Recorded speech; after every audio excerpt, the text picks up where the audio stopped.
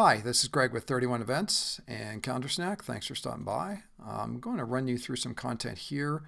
This is on a Medium web post and some content up on obviously YouTube.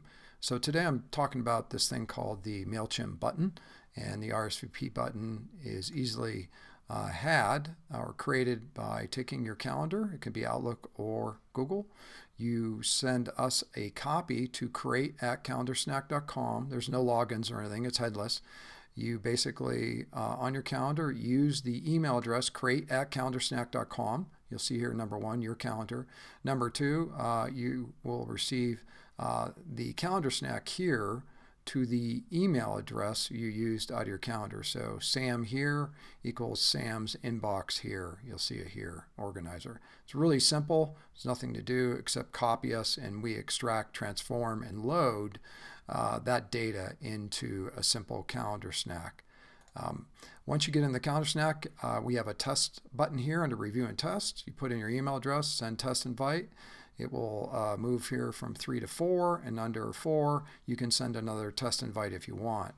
That test invite is the actual calendar invitation itself that we scraped off of your calendar, and we're sending it now on your behalf as an embeddable calendar artifact for landing pages and for RSVP buttons. In the test case here, you'll see if you hit yes and go to count, in the interface you'll see here that the source is test. You can send more if you wish. Anything sent out of this button area here is the source of test. So you can have multiple test email addresses if you want to take a peek at it. Now, if this doesn't turn out right, just do another one and start over and go to step 1. It's really simple. So under 7, you go to send icon here at CalendarSnack, and you're going to grab the code here and insert it into the MailChimp template here under call to action buttons. You'll see it in MailChimp. If you're a MailChimp user, you know exactly where it is. You take this code for MailChimp here from CalendarSnack, insert it right here, and this code here is mocked up in an actual template that I sent out, you'll see. And in the MailChimp interface, now you can actually send out the real invitation. It's really kind of in a test profile again. I like a lot of testing to make sure everything's okay before you send out a bulk RSVP in obviously MailChimp to thousands of people. You want to double check it. So that said here, that's what 11 and 12 are, is really the test interface in MailChimp. You'll see when you click this button here, the call to action button, it has our embedded code in there to send out the calendar invitation.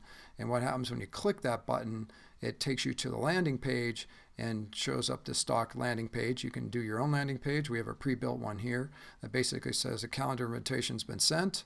There's the event details, and you'll see a number 13 to 14. At the same time, the real calendar invite is sent out of MailChimp via the RSVP button right here.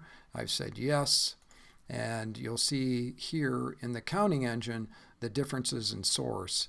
That one there that I clicked was actually out of MailChimp. I said yes to that, and you'll see the difference here. The source, that first one was test versus MailChimp.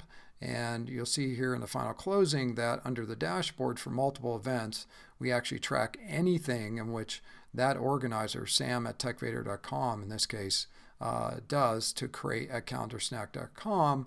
We actually create a profile in the database under a headless login, if you will, for Sam or you in this case in the demo, and we collect all that data for all your calendar events. It's really cool technology.